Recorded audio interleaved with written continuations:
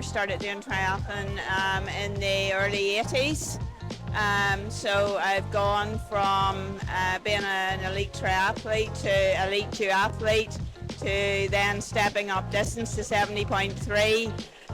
then right up to Ironman distance, doing Hawaii Ironman, and then 2 years ago started to get involved with the para triathlon. So there's always been something new and a different challenge for me, which has kept it all fresh and something, you know, to get your teeth stuck into.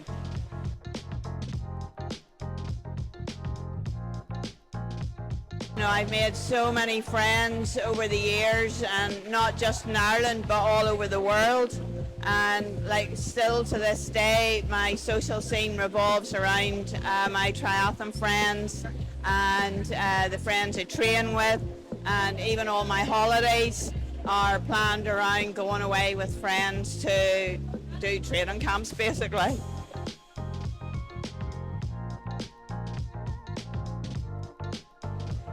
I think it's just the consistency, and it's a sport that if you just stick at it and persevere, you definitely will see improvement. And because there's 3 different bits to it, you might find that you improve in one bit but not another, so there's always a positive to take from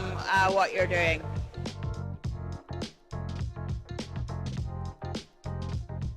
Well, obviously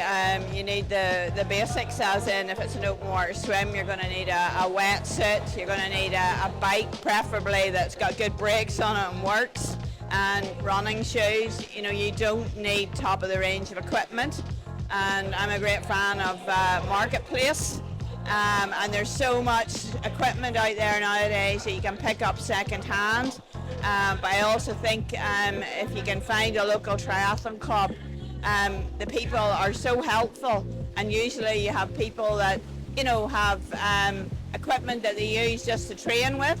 and they'll lend you equipment until you're sure that you want to invest, and also just watch for the sales. There's some really good bargains out there.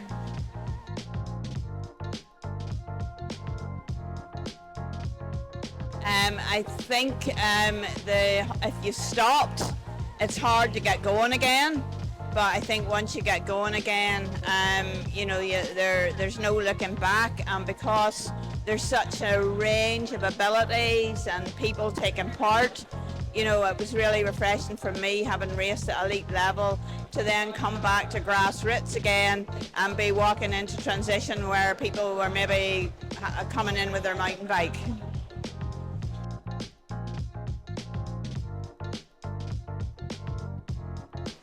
All I would say is, you know, there's a lot of people out there nowadays that are runners and they can't swim. All I would say is that my first triathlon I did it breaststroke the whole way.